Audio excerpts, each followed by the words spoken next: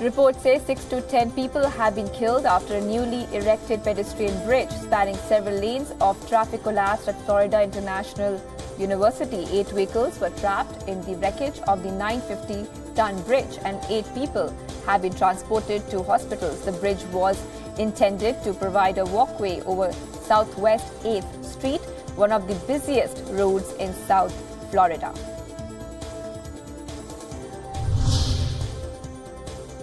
The White House has issued a statement indicating that it will continue to maintain its tough policies against Russia until Moscow changes its behavior. White House statement came in response to a question asking if U.S. considers Russia a foe or a friend.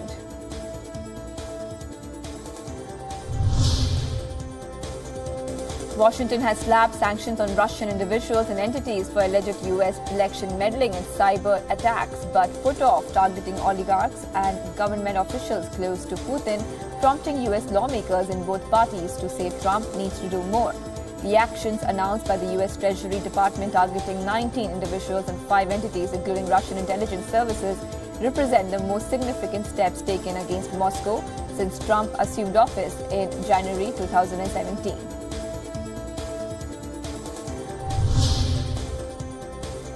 British Prime Minister Theresa May visited the English city of Salisbury, where Russian former double agent Sergei Skripal and his daughter Yulia were poisoned with a nerve agent earlier this month. May visited the scene where Skripal was found unconscious in central Salisbury and met with businesses and emergency services.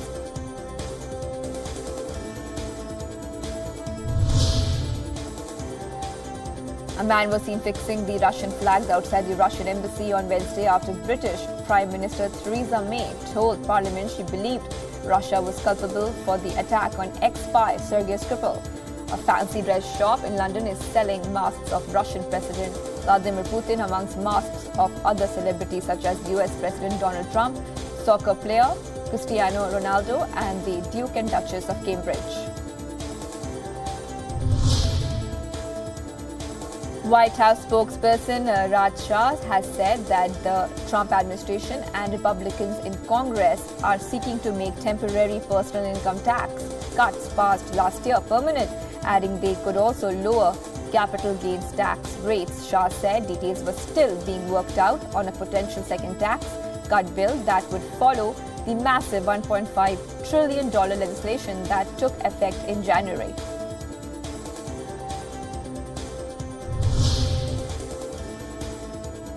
The head of the most influential U.S. business lobbying group has warned the Trump administration that unilateral tariffs on Chinese goods could lead to a destructive trade war that will hurt American consumers and U.S. economic growth. U.S. Chamber of Commerce President said in a statement that such tariffs associated with a probe of China's intellectual property practices would be damaging taxes on American consumers.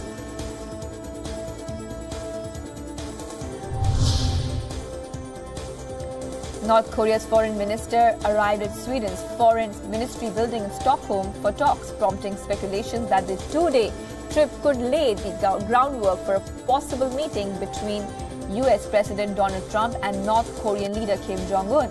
A Swedish foreign ministry spokesman said Rio was in Stockholm to discuss with his Swedish counterpart Margot Wallström about the security situation on the Korean peninsula and Sweden's diplomatic representation of the United States in North Korea.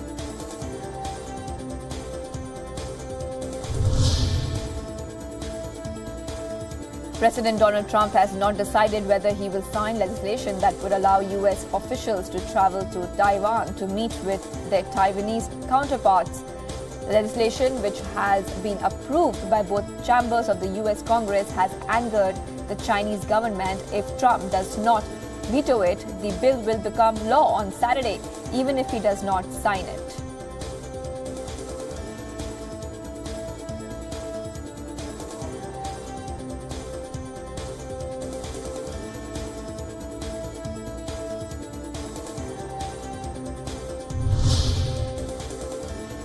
Sacked U.S. Secretary of State Rex Tillerson plans to speak soon with the CIA Director Mike Pompeo, who has been nominated to succeed him. U.S. State Department spokeswoman Heather Nauert said Tillerson has handed over the day-to-day responsibilities of running the department to Deputy Secretary John Sullivan, but would continue to work from his office and retain the title of Secretary of State until his departure at midnight on March 31st.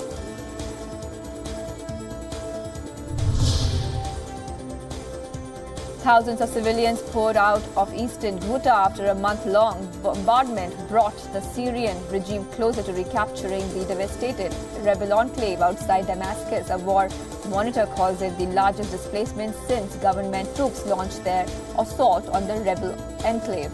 Nearly 20,000 civilians have fled the Syrian city of Hamouria and its surrounding areas in the rebel enclave of eastern Ghouta for government-controlled territory.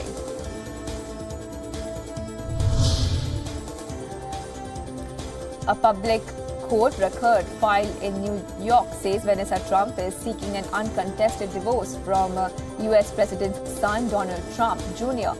The details of the divorce complaint having been made public.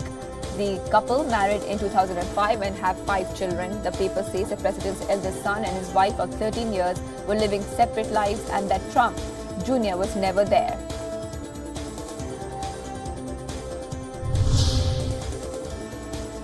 Thousands of pensioners marched through Paris and other French cities in protest over higher social security taxes in a warning to President Emmanuel Macron, whose popularity is falling in a key voter constituency. Macron, who promised to revive a sluggish economy and clean up politics, campaigned before his election to increase the CSG tax, which helps finance social welfare payments.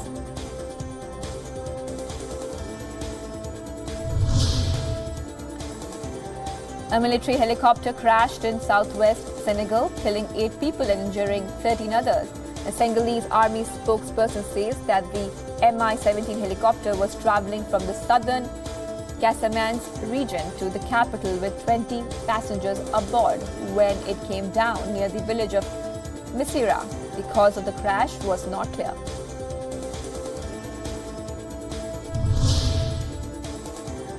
A Colombian judge ordered the detention of a Cuban man who police suspect has links with Islamic militants and who was allegedly planning a bomb attack on a Bogota restaurant frequented by U.S. diplomats. The judge's ruling came a day after Colombian police arrested Raul Gutierrez Sanchez, whose mobile phone allegedly contained text messages with details of the planned attack. One text message said he might conduct a suicide attack.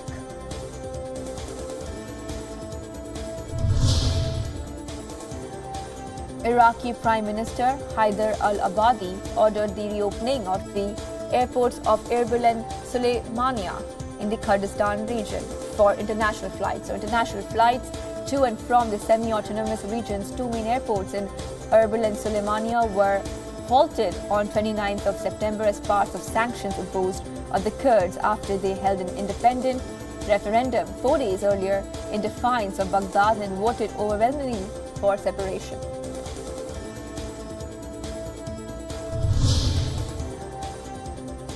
Saudi Arabia has warned that it will develop its own nuclear weapon if regional rival Iran acquires one. The statement comes from Crown Prince of Saudi Arabia, Mohammed bin Salman.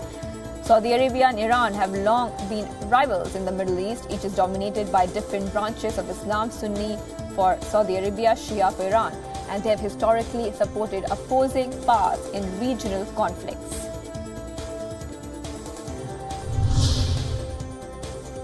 Sri Lanka has lifted ban on Facebook after discussions with the social network a week after blocking access on the grounds it was being used to fuel communal violence. At least 2 people were killed in clashes last week when Sinhalese Buddhists, angered by the killing of a Buddhist driver by Muslims, attacked mosques and Muslim-owned properties in the central Kandy district.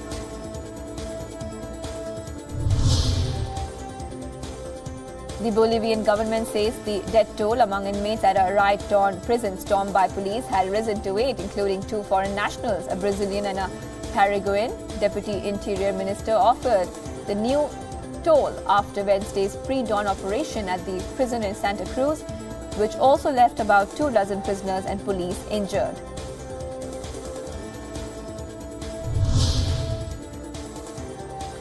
Zimbabwe's former leader Robert Mugabe says he never thought new President Emerson Mnangagwa would turn against him.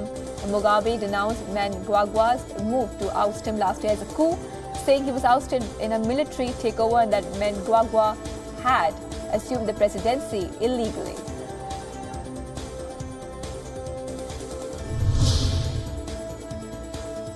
Slovak President Andrej Kiska accepted Prime Minister Robert Fico's offer to resign and gave a mandate to form a new government to Fico's party colleague Peter Pellegrini.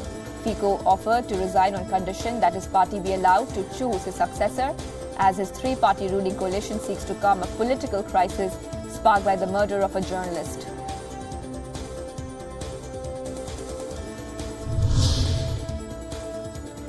Turkey slammed a motion approved by the European Parliament that calls for a halt to Ankara's military offensive in northern Syria's Afrin region, saying it demonstrated clear support for militants.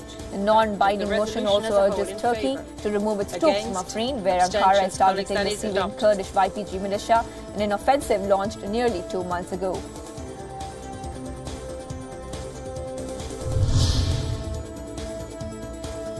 South Korean presidential spokesman has said that the preparation committee for the Inter-Korean Summit will hold its first official meeting today. The committee is comprised of presidential and government officials, including the Ministers of Unification, Foreign Affairs and Defense. South Korean President Moon Jae-in is set to hold a summit with North leader Kim Jong-un by the end of April.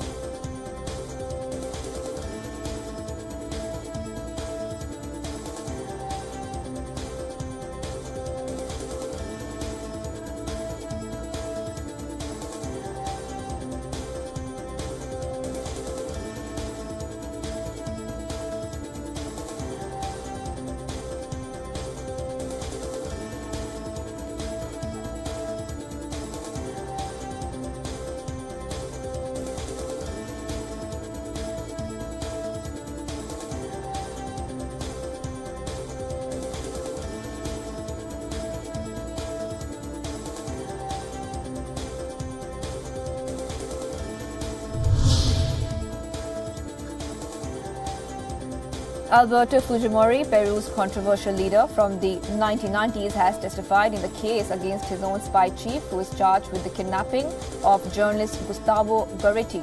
During his testimony in central Peru, Fujimori denied knowledge of the kidnapping. The former leader has already been tried and found guilty of having a hand in the Gorriti kidnapping, bribing lawmakers and commanding death squads that massacred civilians.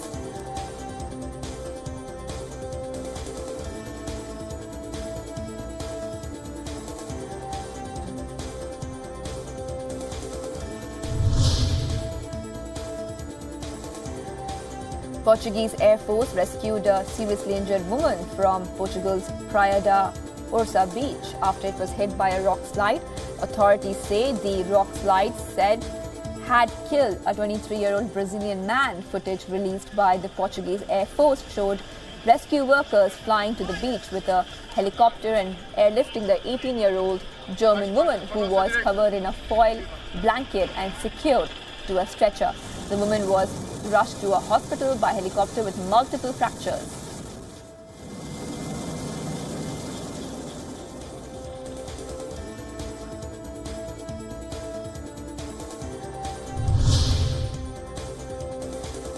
Dozens of mourners gathered in Rio de Janeiro hours after a popular Rio council woman, who was an outspoken critic of police killing of poor residents in Shantytown, was gunned down. A 38-year-old Marielle Franco, a rising star in the Socialism and Liberty Party, was killed along with her driver in northern Rio.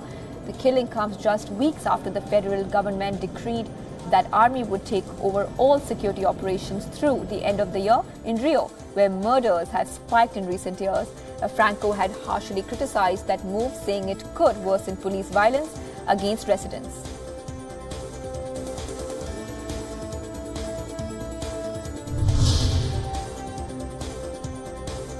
Social media giant Facebook has announced that it will roll out the stripped-down version of its social media platform, Facebook Lite, 2 more countries, including developed ones, to attract users struggling with slower mobile data connections.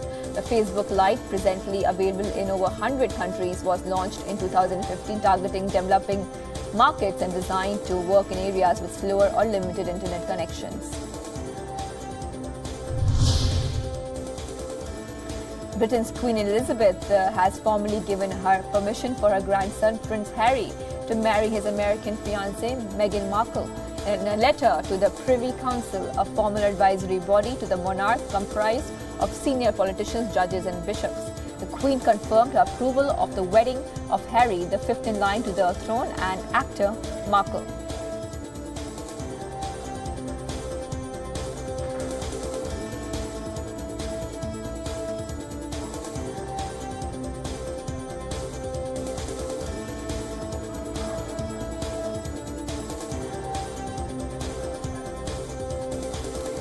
A Boeing company that is considered the front runner in the race to supply the Indian Navy with new fighter jets is now in contention for a much bigger $15 billion order after the government abruptly asked the Air Force to consider the twin-engine planes until recently. Lockheed and Saab were in a two-horse race to supply at least 100 single-engine jets to build up the Indian Air Force's fast-depleting combat fleet. Defense Ministry plans to issue a request for information within weeks, first stage of a procurement process for a fighter to be built in India.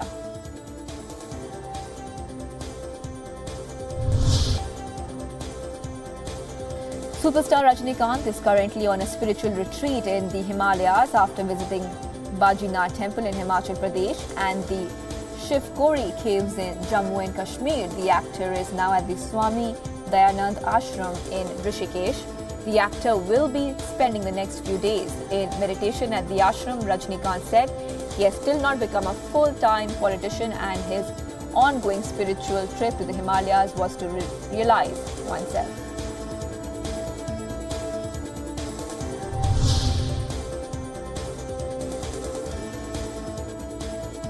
Special CBI court in Ranchi has deferred the judgment in another fodder scam case involving Rashtriya Janata Dal chief Lalu Prasad Yadav, who has already been convicted in 3 other cases.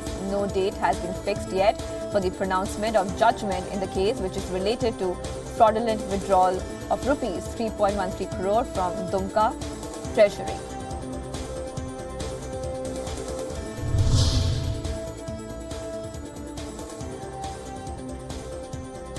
Bahujan Samaj Party chief Mayawati has said the BJP may call for early Lok Sabha elections after its stunning defeat in the parliamentary by-polls in Uttar Pradesh and Bihar. Mayawati labelled the Narendra Modi government at the centre a dictatorship and alleged that it had surpassed the emergency imposed by the Congress government in 1975.